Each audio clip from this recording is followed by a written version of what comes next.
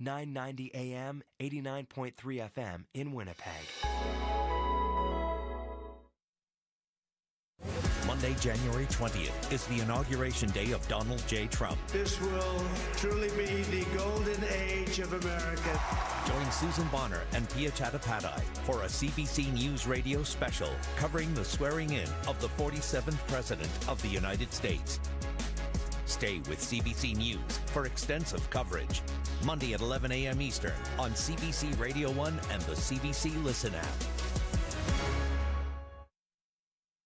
You know the feeling of finding a really good podcast? Or the feeling of someone always being there, like your favorite radio show?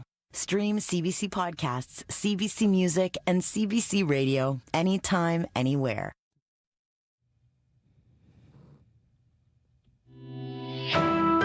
This is CBC News. At 12 o'clock, we're at minus 21 degrees with sunny skies over downtown Winnipeg. Good afternoon. I'm Matt Humphrey. We begin with developing news. Police say this hour Steinbach Mounties and firefighters are at Steinbach Regional Secondary School. We're told the school has been evacuated as a precaution. Details are thin, but residents are being asked to avoid the area at this time. We'll have more for you on this as we get it. We're learning more about the province's approach to ending chronic homelessness and who will be leading it. Over 30 days, the Your Way Home strategy will see workers go to encampments and help people find housing and supports. In the short term, 300 new units of social housing have been added, with more to come. Tessa Blakey-Whitecloud, who headed up Siloam Mission, has been hired by the province to be in charge of the strategy.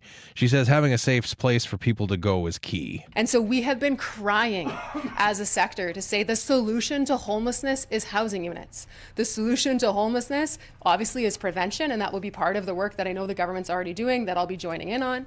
But it's also really about making sure that those units actually exist. The new strategy will begin with the first encampment being approached in February. Once everyone has been housed, the site will be cleaned up and crews will move on to the next encampment. A new enforcement and awareness campaign targets drivers in Winnipeg who are high on cannabis. Edibles and driving later? Are you high? That's hours away. Winnipeg Police and Manitoba Public Insurance have launched the Road Watch campaign because the sale of edible cannabis has doubled in 6 years. Patrol Sergeant Stefan Fontaine says it's important to remember the effects of edibles take longer to kick in and can last up to 12 hours. So those effects could very well be leading you into the next day. And that's obviously concerning if the next day involves you driving anywhere at any point. Fontaine says people should not drive for at least 12 hours after consuming edibles. Police found 43% of drivers who took a roadside oral fluid test last year had cannabis in their system. Premier Wab Kinew says he's taking a Manitoba-first approach when it comes to tomorrow's First Ministers meeting. He and the other premiers are meeting with the Prime Minister to discuss how to respond should President-elect Donald Trump follow through with his 25% tariff threats. Some premiers have talked about retaliatory tariffs on U.S. goods coming into Canada. Kinew says a tariff is a tax. If you put a tax in place on the average person, it's going to make life more expensive. If Trump puts in a tariff tax in America, Americans are going to see their lives get more expensive. So I'd ask the average Manitoban, do you want to see your life get more expensive? Kinew calls the cost of living a huge issue for Manitobans and talked about building up the advanced manufacturing sector to protect jobs and the economy if tariffs are imposed. Meanwhile, Ontario Premier Doug Ford says as many as 500,000 Canadian jobs could be affected if Trump carries out his tariff threat. These tariffs will affect every single person. Even if they don't think they're tariffed in their sector, it's going to indirectly affect them. It's not going to be good. Ford says he plans to ask the Prime Minister to establish a financial assistance program for workers impacted by any new American tariffs. And in federal news, former BC Premier Christy Clark says she will not run for the leadership of the federal Liberal Party. After establishing a team to explore a leadership bid, Clark had been expected to launch a campaign. However, she says the shortened schedule to determine a replacement for Justin Trudeau doesn't allow her enough time to run a competitive race. Gimli RCMP are investigating a fatal garage fire. Police and fire crews were called to a house on Lakeview Road on Matheson Island just before 8 Sunday night. Once the fire was out, the remains of a person were found inside the garage. RCMP say they don't suspect the fire and death were criminal in nature. Officials in the Los Angeles area say it's a crucial day for firefighters. Here's LA County Sheriff Anthony Marone. The worst winds are predicted today and into Wednesday. The anticipated winds, combined with low humidities and low fuel moistures, will keep the fire threat in the LA region critical. About 88,000 people remain under evacuation orders, and nearly as many have been warned they might be ordered to leave their homes. The biggest fire, Pacific Palisades, is now 17% contained. The Eaton fire, meanwhile, is at 35%. The wildfires have destroyed more than 10,000 homes so far, and at least 24 people are dead. And finally, the Princess of Wales says her cancer is now in remission. In an Instagram post, Catherine thanked the hospital staff who took care of her over the past year. She says the news comes as a relief, adding she will remain focused on recovery now.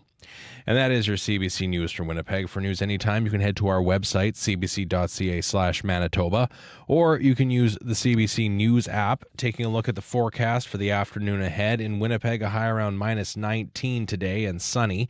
In Brandon, a high of -16 with mainly sunny skies. Dauphin, you're seeing a mix of sun and cloud, a high around -12. Flin Flon, a good chance of light snow this afternoon, a high around -10 degrees. Thompson, a high around -18 with increasing cloudiness throughout the afternoon. And on the Bay and Churchill, sunshine, a high of -16. Right now, you're listening to CBC Radio 1.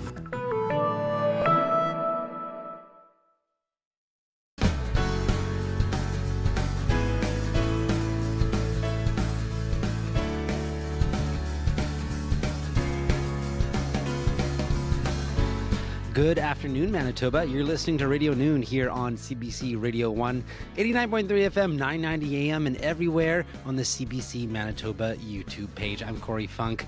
Good to be with you. Well, coming up this hour on the show, the race for the Liberal Party leadership is taking shape. And coming up, we're going to get the details on it and hear what you think should be the next, who you think should be the next Liberal leader and why on our call-in conversation that's coming up after 12:30. Also, this half hour on the show, Morden Fire and Rescue have responded to 2 fires caused by the same recalled garage heater in recent months, and its chief is concerned there may be more faulty heaters out there. We're going to hear from him, but first on Radio Noon, details of the province's strategy to end homelessness.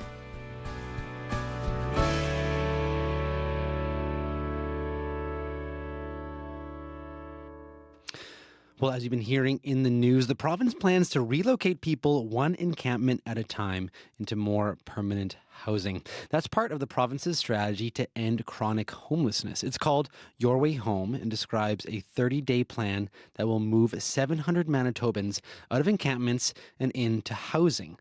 Premier Wab Kinew gave details, including the appointment of Tessa Blakey-Whitecloud as the new senior advisor on ending chronic homelessness. But he first referred to the opening land acknowledgement.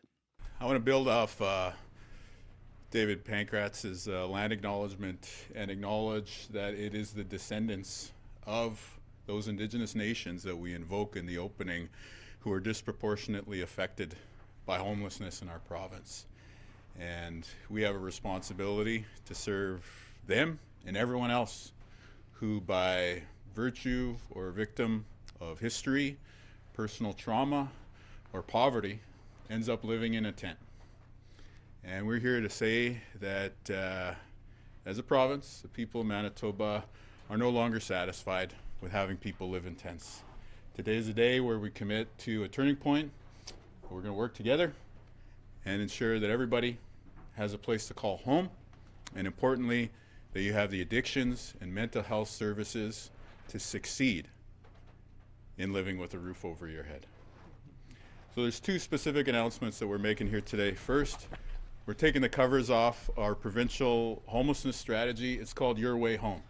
And speaking to people who've been living in tents, people who've been out on the streets struggling with addictions or mental health issues or that intergenerational trauma, we are committed to working with you to help you find your way home. And the other big announcement today is that we're hiring one of the MVPs from the sector, Tessa Blakey Whitecloud, who is going to be the quarterback for this strategy at the provincial level. She will be joining the provincial government, and I want to get the title right here because it's very, very important, as the Premier Senior Advisor on ending chronic homelessness. I want to ask the people of Manitoba, how do you feel when you drive along Main Street? How do you feel when you drive down South Pembina? We drive through communities like Brandon or Thompson or so many other places, and you see somebody who is in the grips of psychosis brought on by substance use. How do you feel when you see fires, either in person or being shared on social media for people who live in encampments? How do you feel when you see tents underneath bridges or in parks? And regardless of how you answer that question, I know that the thing that everybody agrees on coming from those feelings is that we can and we should be doing better. This is a rich country, this place that we love so much called Canada. This is a beautiful province full of wonderful, helping people. And yet for far too long, people have been left behind. They've been left behind without housing, they've been left behind with mental health services, they've been left behind without a path to stay alive and make their way out of an addictions crisis. Speaking to you as somebody who was given a second chance at life, I want to tell you that it is so important that we work together to address this challenge of chronic homelessness.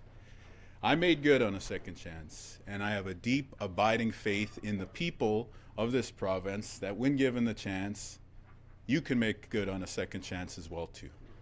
And so contained within the pages of this important document, we have a strategy that moves people out from encampment to encampment over a 30-day period into housing, up through a ladder of housing from social housing onto the affordable and market-based rents, and importantly, ensures that they stay there because they have the supports that they need to be able to succeed.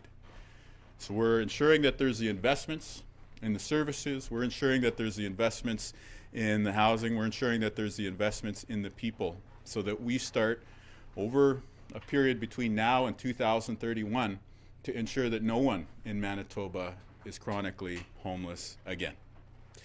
I want to thank Mayor Gillingham for his participation. The partnership between the province and the city is going to be absolutely essential because the city, among many other important functions, is often that first point of contact and will be leading so much of this important enterprise. At the same time, we've got wonderful partners in the non-for-profits, the people who've been out there on the streets for so many years and decades helping our relatives out there. And Tessa's partnership and joining the team helps to ensure that we can bring all those voices together, all the people with the good hearts and the strong views that characterize this sector, to be able to work together and to collaborate and make a difference. And so we're bringing forward this Team Manitoba approach so that we can finally turn the corner when it comes to the challenge of chronic homelessness in Manitoba. And hopefully, after a few years of working together and working with you, the folks who are out there on the streets, when I ask Manitobans in the future, how do you feel when you drive up Main Street or down Pembina or to Brandon or Thompson? Hopefully the answer will be, I feel proud. I feel proud of the city and proud of the province. That's Premier Wab Kinew speaking at a news conference earlier today. Winnipeg Mayor Scott Gillingham also spoke. This is a great day. Today is a very great day, one that I certainly have been looking forward to for a long, long time. What is being presented here today is a result of many months of conversation and a lot of hard work. Premier Kinew, Minister Smith, and I have had many discussions about moving people from encampments into housing. I know the provincial government was focused on this issue long before they were elected, and so I commend them for that. And at City Hall, encampments and homelessness are constant topics. And across governments, the conversations have been ongoing and been very, very productive. Ending homelessness is a huge challenge, and I know that for the Premier, Minister Smith, and their government, they feel the same as I do, that we all want to see action immediately. But complicated problems require well thought out solutions, and they take time to address. This plan, I believe, is the right approach. And I'm confident that in the weeks and the months ahead, Winnipeggers will start to see meaningful change on our streets, in our parks, on our riverbanks, and in other public spaces. And more importantly, most importantly, those who are unhoused across our city right now will begin to move into housing with the supports they need to provide health and stability to their lives. This is great news for people who are in encampments right now or unsheltered, and it's great news for those who love them. I can tell you personally that as someone who, with extended family members, has seen extended family member struggle with homelessness, addiction, and mental illness, this news, this plan offers hope to hundreds, perhaps thousands of families in our community. The plan has two main goals. First, it takes a systematic but compassionate approach to help people who are right now homeless, moving them out of encampments into safe housing with the supports that they need. And second, it aims to restore public spaces as safe, clean, welcoming areas for everyone to use and to enjoy. And I know that both of these goals are fully supported by Winnipeg City Council and I believe a majority of Winnipeggers. I want to be very, very clear. The City of Winnipeg is fully committed to supporting this plan. I appreciate the Premier's leadership, Minister Smith's leadership, and so whether it's through the efforts of the Winnipeg Fire Paramedic Service or bylaw enforcement officers or the CAO's office working with shelters and outreach teams, the Public Works Department, our water waste staff cleaning and rehabilitating encampment sites, we are all in as a city.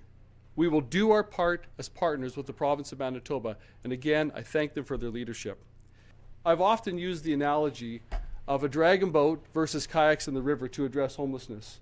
Now, I'll be honest, my staff chuckles whenever I pull out the paddle, but they never forget what I'm talking about. We can have several approaches, or we can have one approach. The province has laid out one approach, and I can tell you as a city of Winnipeg, we're going to do our part. We're jumping on board. We're grabbing our seats, we're grabbing our oars, and we're going to do our part in this plan. Grab your seat in this plan, grab your oar, and let's do this together, because together we can transform lives and we can transform our neighborhood. That was Winnipeg Mayor Scott Gillingham speaking at a press conference earlier today. You can find the details of the province's plan to end chronic homelessness on our website, cbc.ca/Manitoba. Manitoba's the kind of place that draws you in. Every day it's growing, it's changing. Just when you think you've got it figured out, though, there's something new to understand. I'm Marcy Marcusa, host of the CBC Daily Podcast. This is Manitoba. I've covered the news from the rail line in Churchill to the border in Emerson, and it's talking about the local stories that help us understand this place. That's what This is Manitoba is all about. Find it on CBC Listen or wherever you get your favorite podcasts. 12:17 right now. You're listening to Radio Noon on CBC Radio 1. I'm Corey Funk. And still to come on the show, the race for the Liberal Party leadership is taking shape. We're going to have a political studies professor from the U of M join us to offer some analysis. We're also going to open up the phone lines to hear from you. Who do you think should be the next Liberal leader and why? That's going to be our call-in conversation after 12:30. Also, just ahead, recalled garage heaters have caused 2 fires in the Morden area recently. We're going to get the details from the Morden fire chief and hear all about that model, and hopefully it is not in your garage right now. We're going to get the details on that. But first, let's take a quick look at the weather conditions across the province. It's a chilly day across the province right now, but that's not going to be for long because the high in Winnipeg tomorrow is going to be 1 degree. But right now, though, in Winnipeg, we are sitting at more like -20, mainly sunny at the airport. In Brandon, you are actually our cold spot right now in the province at the airport. Partly cloudy, you are sitting at -25. Churchill, you have some ice crystals right now, -19. Dauphin at the airport, sunny, -20. Flin Flon, light snow right now, -17. Gillam, mainly sunny, -19. Lynn Lake at the airport with some light snow, -16. McCreary's the hot spot at -15. Thompson, mainly sunny at -21 for you right now. And once again, Winnipeg, the Forks, -20.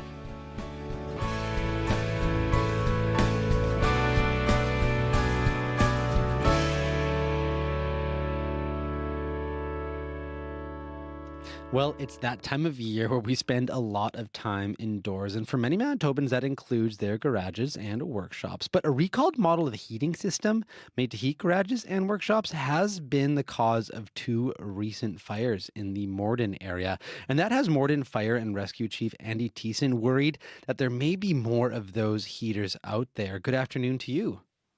Good afternoon. So tell me, before we kind of get talking about this particular heater, tell me a little about these 2 fires and what happened.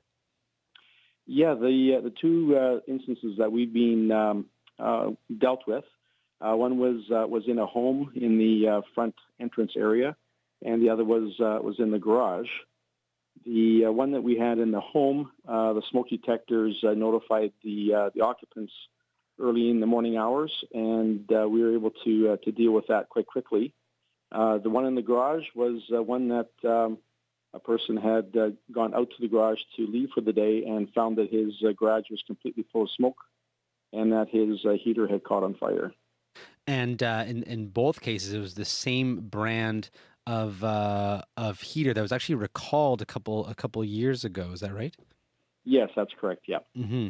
And I actually have just to save you the stress, I do have the name of the model here. This is for public service purposes because we looked this up. So this is a Thermosphere and Mastercraft ceiling mounted 7,500 watt or 240 volt electric utility workshop garage heater. We do have a picture of it on our YouTube page right now if you are watching on YouTube. And not to get too much into the weeds for folk, but this is just for public service purposes. The model EH4604BY with remote control and thermostat. And actually, the other detail is that the date code's on the back.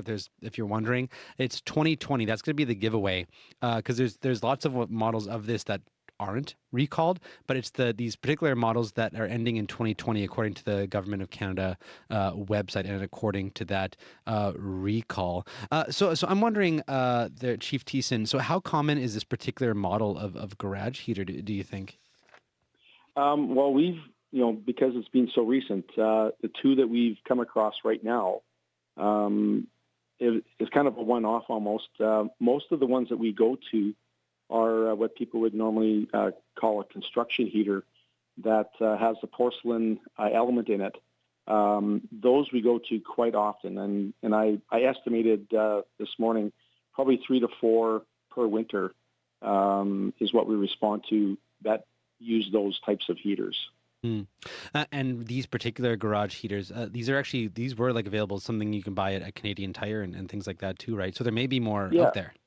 Oh, for sure. Like the ones that we go to on a semi-regular basis, they're still available. They're still CSA approved. However, it's how you operate them is the kicker. They are designed to operate at 2, 3, 4 hours at a time, unplugged and not left alone. But as consumers grab them, they think they're a 24/7 heater, and that's not what they're designed for. And that's where the problem comes, is that they get overworked, the coil breaks down, and then spews this hot porcelain onto whatever's around it, and then the fire takes off from there. Well, I think that's. I'm glad you've raised the alarm on these heaters, and I hope you don't have to make any more calls to homes who might have these in them. Yeah, because it always seems to be the minus 30-degree weather is when we get called to these, and that's not fun. But and thank you for getting reissuing the notice of these heaters. I know it was posted a number of years ago, but if people don't know about it or aren't aware of it, they don't get brought in to be replaced. So, yeah, they if it falls into that little window of recalls, I know that most of these are purchased through Canadian Tire outlets, and they're more than willing to replace them or to give you your money back on them. Well, Chief Thiessen, thank you for your time this afternoon. Really appreciate it. Thank you very much for having me. Appreciate it. That's Andy Thiessen. He's Chief of Morden Fire and Rescue. And once again, for folks who are wondering, hey, is that model apply to me. We do have a picture of it on our YouTube page, just for you if you are wondering what that looks like. We actually have it up right now, so you can either go back to the to YouTube after this, and you can find it on the CBC Manitoba YouTube page. But I'll let you know what it is. So that model, it's the Thermosphere and Mastercraft ceiling-mounted 7,500 watt, 240 volt electric utility workshop garage heater. It's big. It's silver. It's a fairly big model. It does get mounted, and the date code on the back is going to be 2020. So which meant it was built in 2020. We've put a picture once again on our CBC Manitoba YouTube page. The cold of winter melted by an array of floral artistry to warm your soul. Fleur de Ville Artiste comes to the Leaf at Assiniboine Park January 16th to 26th. Be dazzled by figurines decorated in flowery fashions, designed by Manitoba's vibrant art scene and blossoming floral talent. Fleur de Ville Artiste, proudly sponsored by CBC. Visit cbc.ca/Manitoba/community for more. 12:24 right now, and it's not uncommon for a person to follow in their parents' footsteps. And in the Garfunkel household, the family business is, you guessed it, music. Dubbing themselves Garfunkel and Garfunkel, folk music icon Art Garfunkel and his son Art Garfunkel Jr. recently released their first album together. It's called Father and Son, and features the duo covering a selection of their favorite songs from the last century. So from that album, here's Garfunkel and Garfunkel with their take on the classic Yusuf/Cat Stevens tune. This is Father and Son. It's not time to make a change, just relax, take it easy, you're still young. That's your fault, there's so much you have to know.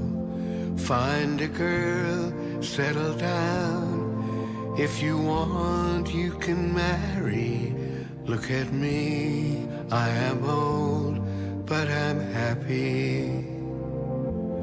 I was once like you are now, and I know that it's not easy to become when you found something going on. But take your time, think a lot, well, think of everything you got, for you will still be here tomorrow, but your dreams may not.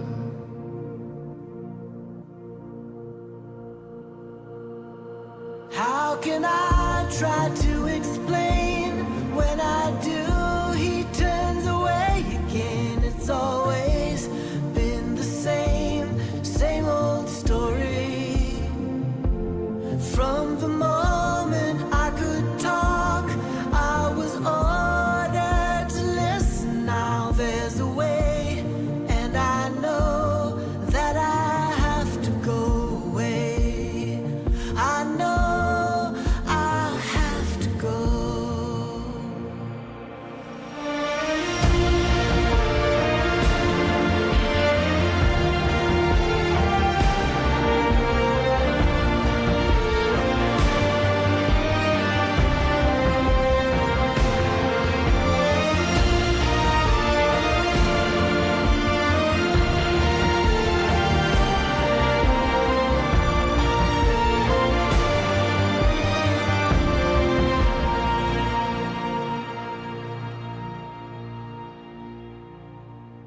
It's not time to make a change, just sit down, take it slowly.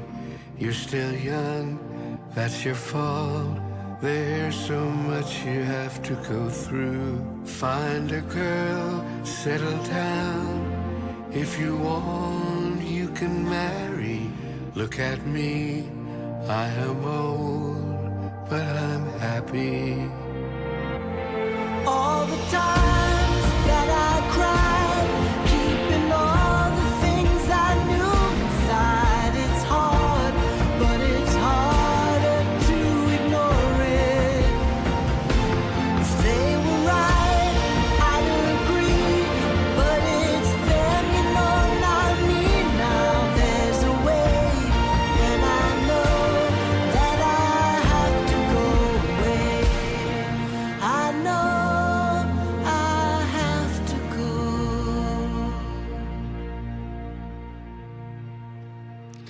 That was Art Garfunkel, Sr. and Jr. with a cover of Yusuf Islam / Cat Stevens, father and son. And you can find that tune on Garfunkel and Garfunkel's new album of the same name. And I'm pretty sure Garfunkel Sr. sounded like the younger one. There, we were both talking behind the glass there. I was like, is that which one's the younger one? I think it actually, yeah, it sounded like he was older, but he's not. So that is Garfunkel and Garfunkel. Well, 12:29 right now here on Radio Noon, and you'll want to stay tuned. We are going to be talking politics after your 12:30 news. The race for the Liberal Party leadership is taking shape. A couple contenders we expect to announce this week. We're going to get some analysis on that from a professor at the University of Manitoba. Plus, we're going to open up the phone lines to hear from you. Who do you think should lead the Liberal Party and why? That's coming up after your 12:30 news. This is Radio Noon on CBC Radio 1, 89.3 FM, 990 AM. I'm Corey Funk. See you then.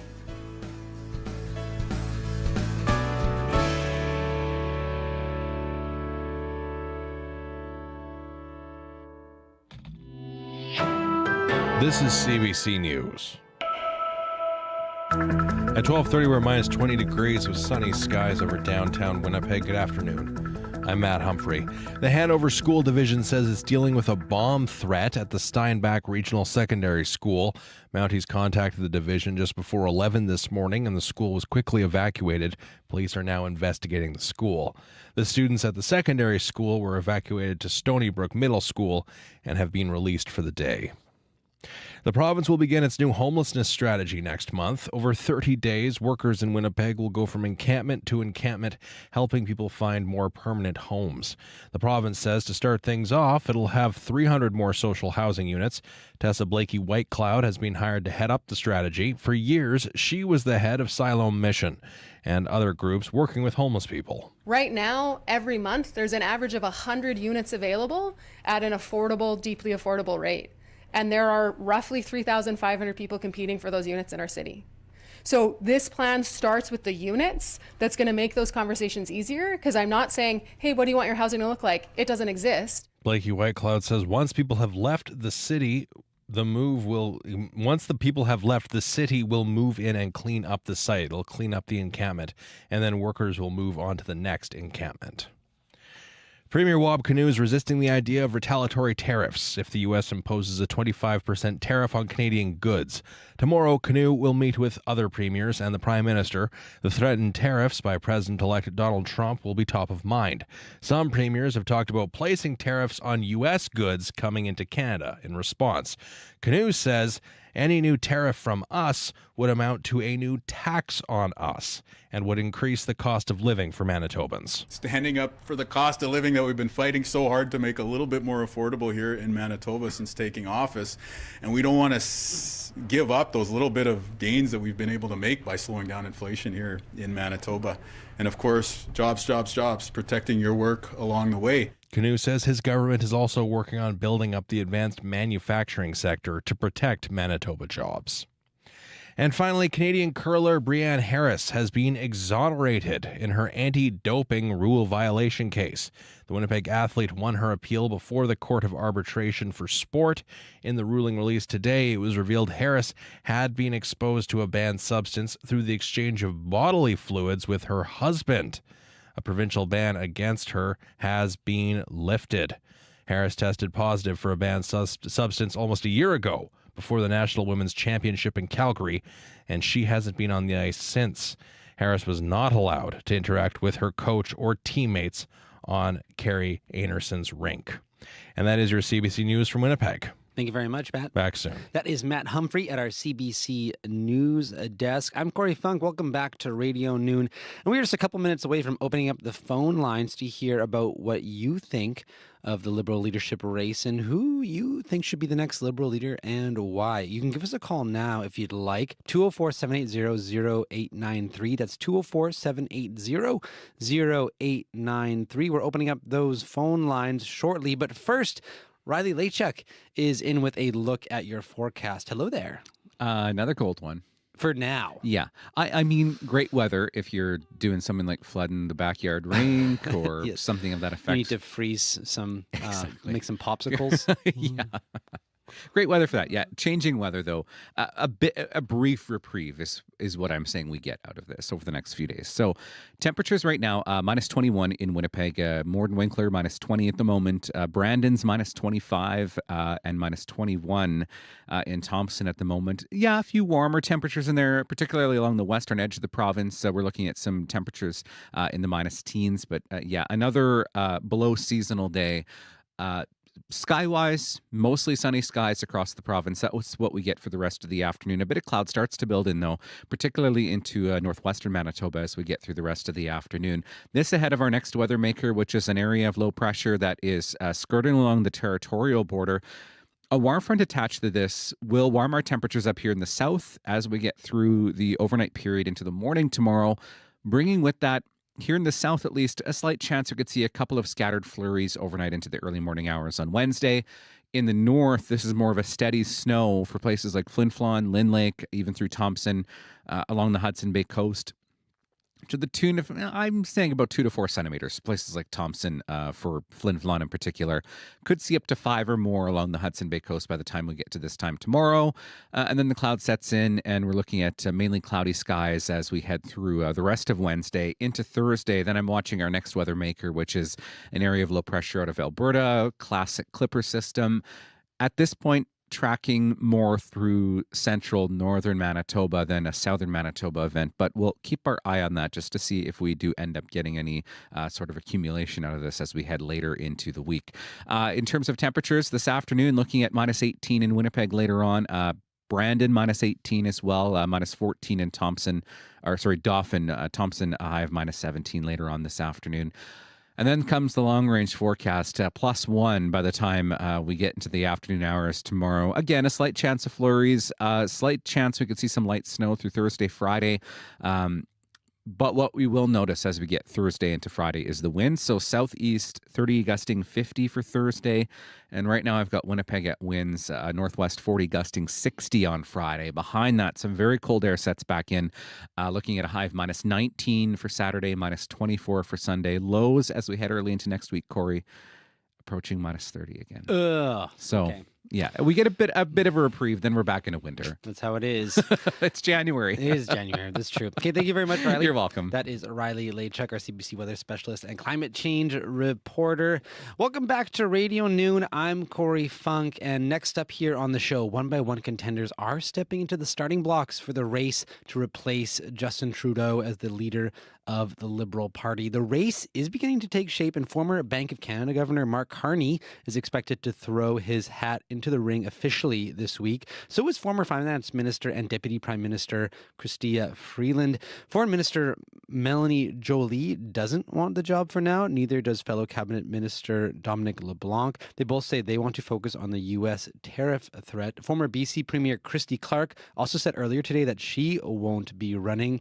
Candidates have until January 23rd to step forward and pay the $350,000 entrance fee, and the party hopes to have chosen a winner by March 9th. So what do you think?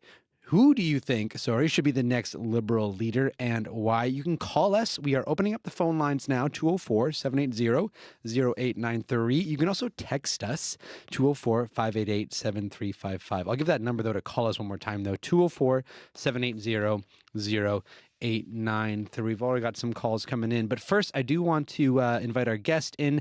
Chris Adams is the adjunct professor of political studies at the University of Manitoba. Hello to you. Hi, Corey. Thanks for having me on your show. So I know it's a bit of a moving target right now, but give us your thoughts on how this race is shaping up right now. Well, it's a very short race that's going to be. They have to have their papers in before the end of this month. They have to have $350,000 lined up for to be a candidate. Now, of course, what I understand is they pay that over different installments, but still, it's really shaking out to be only very strong candidates can be contenders. And it looks really like it's going to be Chrystia Freeland, who, as you mentioned, is in the introductory remarks, Freeland against Mark Carney. And so it'll be more like the business side and the social side of the party, which we've seen in previous leadership races in the Liberal Party. But it is a very short leadership race, and it'll be followed almost immediately by a call for an election. We've got Shane on the line. Hi there, Shane. Hi. Hi. What? I caught ahead. Mark Carney on the Daily Show last night. Okay, and what were your thoughts? Well, he's between he and Freeland, his presentation is so much more mature and businesslike and factual. But I think Freeland can't win because there's not enough grade school people voting.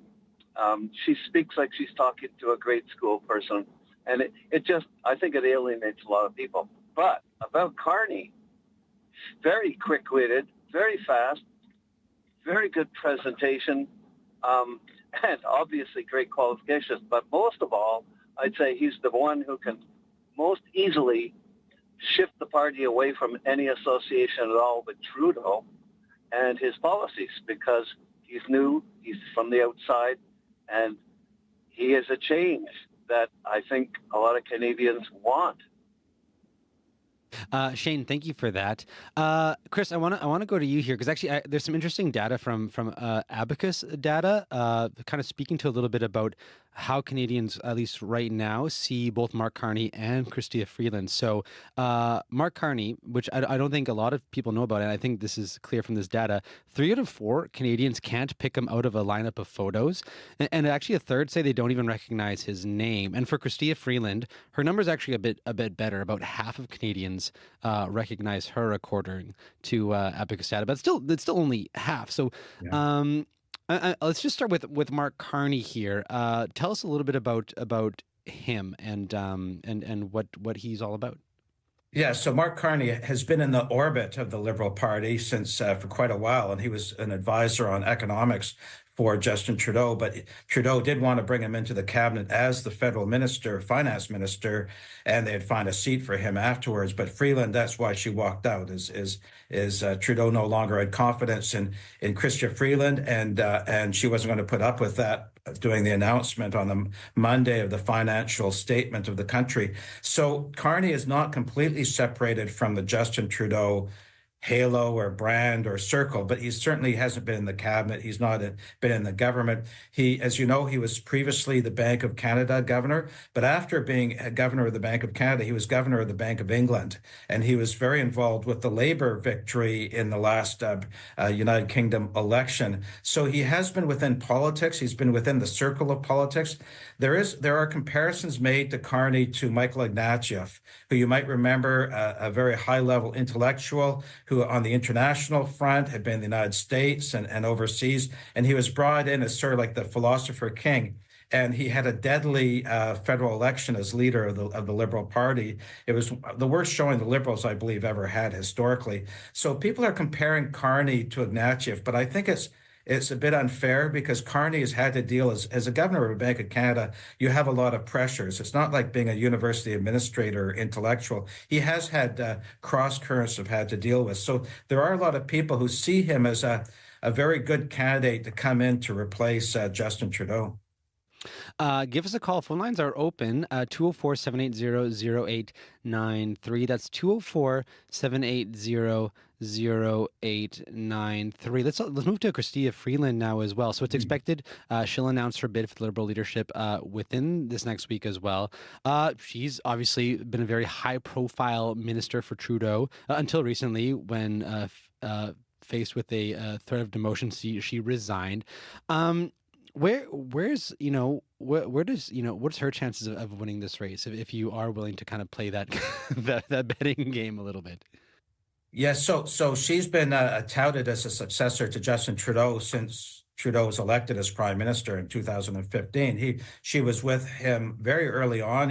She was one of his star recruits and has had very high-level portfolios, was seen as the person who saved the U.S.-Canada free trade agreement along with Mexico, but during the first Trump administration. So there are people who say that she is the one who will understand how to do a tariff battle, a trade war, if that results, because there was a trade war. There were tariffs that were assigned to a number of U.S. products that were affecting certain sectors, but. So she's very competent on the international trade front, and she was deputy prime minister and minister of finance. And in some ways, she's been minister of everything for the government for many years. She doesn't, as Shane had mentioned, she comes across like she does sound like she's a school teacher. She's not as charismatic as you might think when she's dealing with the media, and there's going to have to be some work by her on that. But really, the two front runners, Corey, are Mark Carney. He's, as you said, he's about to announce, and Chrystia Freeland, and neither of them will have any trouble raising that $350,000 compared to, I don't know, Frank Baylis, who's formally announced he's running, or Chandra Arya. These two, I doubt very much they can rally $350,000. But those two are the ones who've formally announced. But I think it'll be Freeland and Carney. We got a text from someone. They said Mark Carney looks best. He's economically more experienced in these tough economic times from tariffs, and he also hopes that he doesn't turn out to be a Michael Ignatieff type. Yeah, you can text us. That is definitely an option if you would like. That number, it's 588-7355. That's 204-588-7355. Weigh in. You can also call us 204-780-0893. That's 204-780-0893. So let's assume for now, Chris, that at the end of the day, the two candidates do end up being Mark Carney and Chrystia Freeland. We don't know if anyone else will throw their hat in the ring, but for now, looking forward, it may very well be one of them that goes up in this coming election this year, up against Jagmeet Singh and Pierre Poilievre, the latter of which is doing really well in the polls right now. It is potentially going to be a big uphill battle. And Pierre Poilievre has said that no matter who wins, he's still running against Trudeau to a certain degree, because both of them still have close ties to Trudeau. May agree, been big roles in maybe particularly with Chrystia Freeland in implementing his policies. And Mark Carney's been close.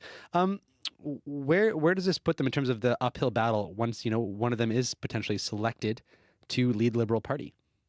Yes, well, you quoted David Coletto a little while ago, Abacus data, and he's got the Liberals are in the high teens last time I saw Coletto's numbers, and that's the same in the other polling firms. So there will be an uphill battle. The Liberals are sitting roughly around where the NDP are, below 20%. It will be an uphill battle, but there's many a slip between a cup and the lip. That is, during a leadership campaign, things can change, and during an election, you might remember in 2015, Justin Trudeau, he wasn't as low as he is now, but Trudeau and the Liberals in 2014, leading up into 2015, they were in third place behind the NDP, and that was a very long election, and the Liberals kind of came up, surpassed the NDP, and won that majority.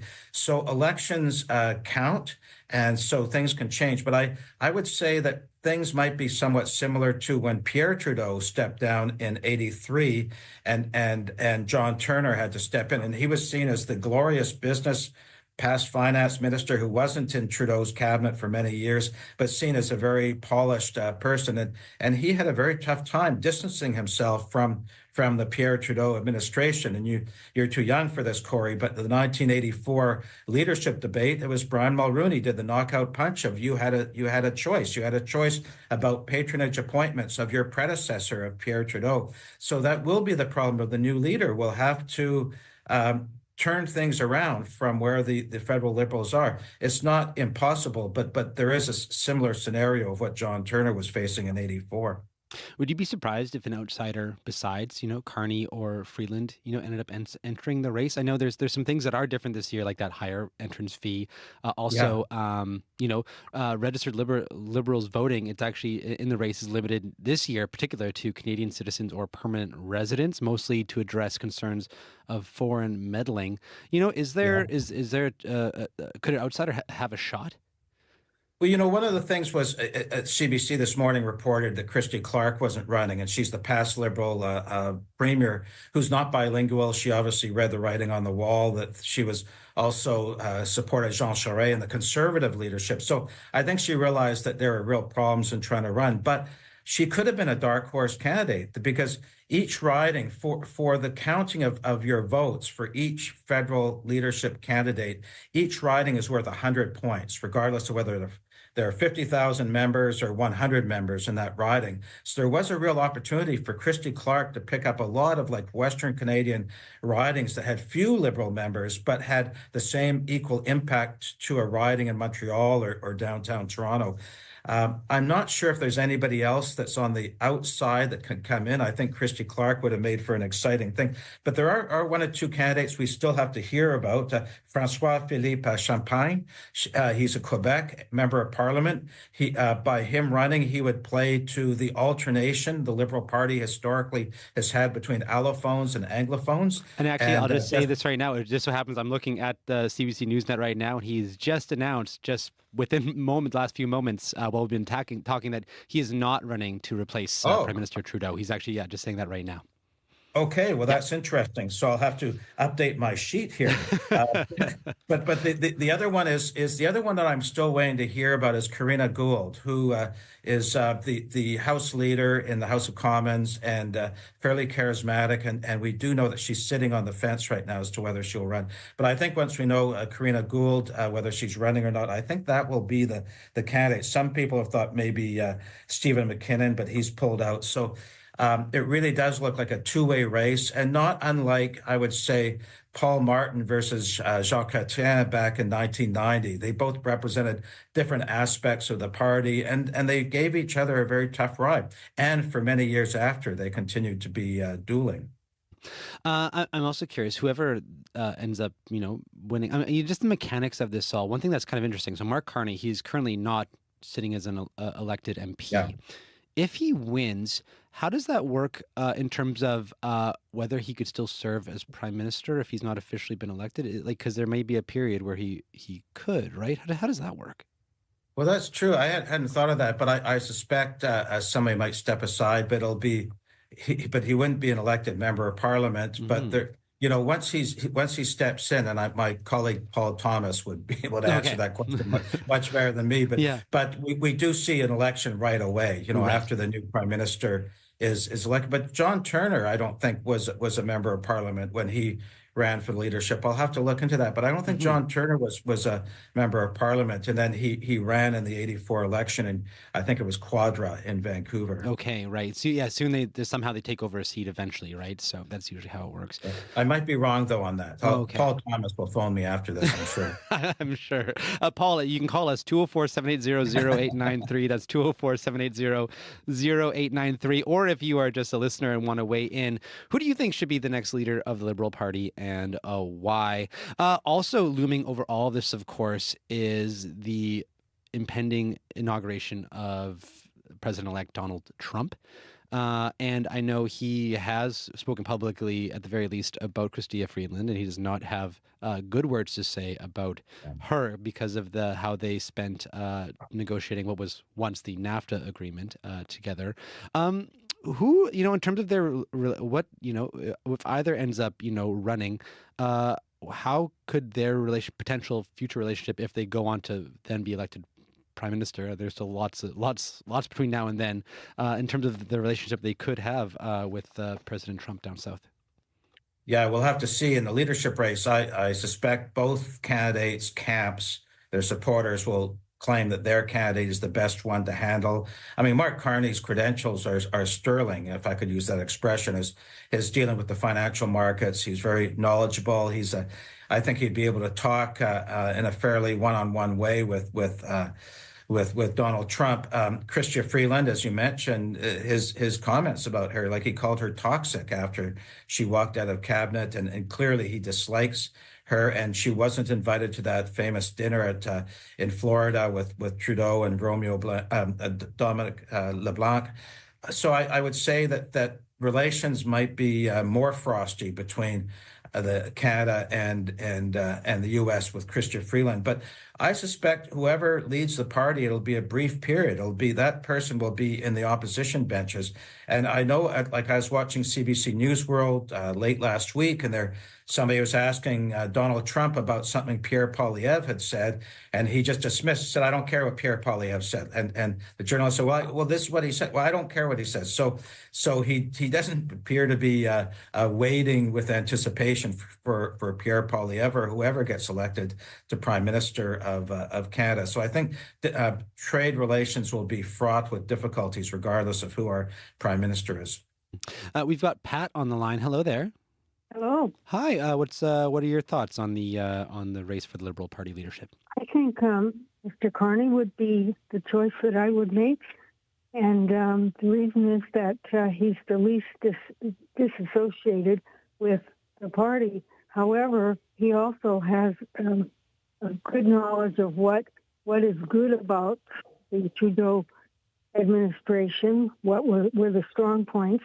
And I think Chrystia Freeland would be better served as an ambassador to the United States, because I know that Trump has expressed his dislike of her because she's a tough negotiator. She knows things that internationally, especially with the United States, that are going to be very valuable to the party. So I think she should concentrate on that.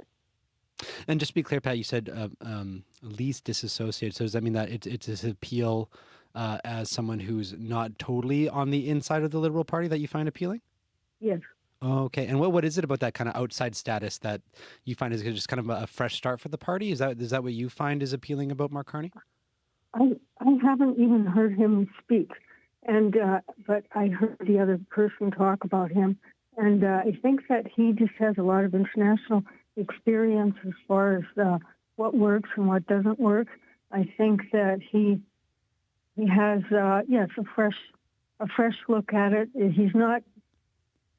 He's really going to bring some nuances into the party, and the basic thing is to have someone who could win against Poilievre.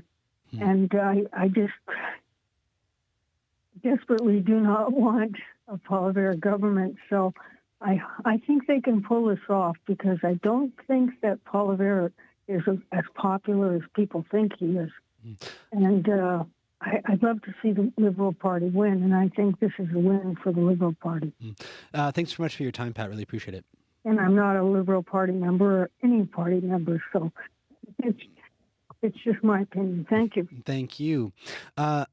Chris, we just got a minute or two left here. I'll leave you with the last word here. But on the whole, I mean, this very well could be this race, and then all of a sudden right into the election. Is it enough time for the Liberal Party to give itself a fresh start to the Canadian electorate? Because clearly, Trudeau was not very popular to Liberals and people from other political persuasions. Is it enough time to give the party a fresh start and pull ahead?